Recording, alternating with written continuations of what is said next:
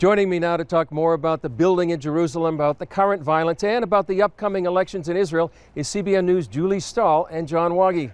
Julie, you were there with the mayor the other day for several hours. He made a spirited defense about building in Jerusalem. What impact do you think it's going to have? It's clear that the international community has an agenda. The agenda is to divide Jerusalem, give part of it to the Palestinians for a capital. As the mayor said, that probably wouldn't work. I don't think it's worked anywhere else in the world, and certainly not if you have people that have been fighting back and forth for 100 years. One other big issue, John, that we haven't discussed just yet is upcoming Israeli elections. They're scheduled for another 3 months. The Knesset has been dissolved now. What's your analysis of this upcoming election? Well, it's something that just from being here in Israel a few days like I have, I've noticed that it's not very popular right now with Israelis. They just went through an election not that long ago, and they're not really interested in doing again. But the nature of the system kind of dictates that coalitions are going to rise and fall, and this one has fallen.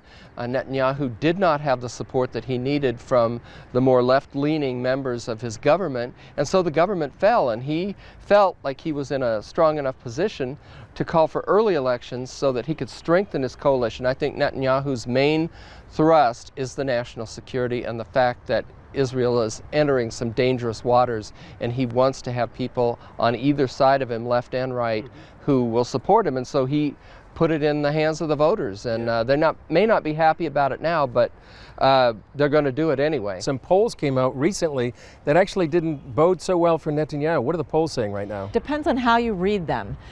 This left coalition that's being formed with Labor and Tzipi Livni, it looks like they have a lot of seats, but actually them together, they have less seats than they did in this Knesset. And the Likud, it shows, is going to go up. So the right wing could still pull out ahead. Mm-hmm.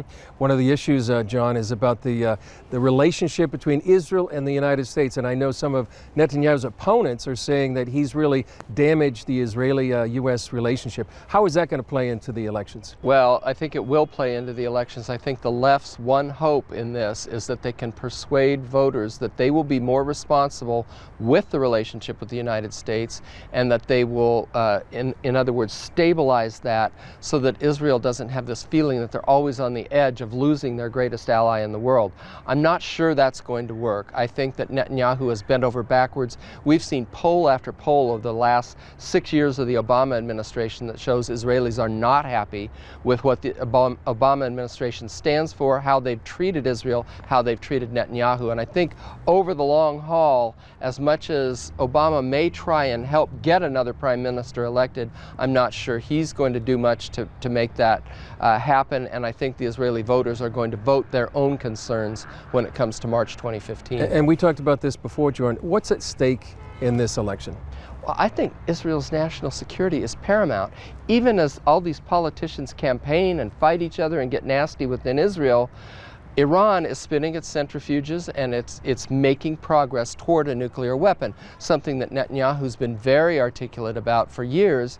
And I think that national security has to come into play. Yes, Israelis want domestic issues addressed, of course they do, but national security with Hezbollah in Lebanon, with Iraq, with ISIS, with all these concerns and the Iran nuclear bomb, it has to be front and center for Israel. It can't be anything else. Certainly a very important time, as we are here in Jerusalem, to be praying for the peace of Jerusalem. Julie, John, thank you very much.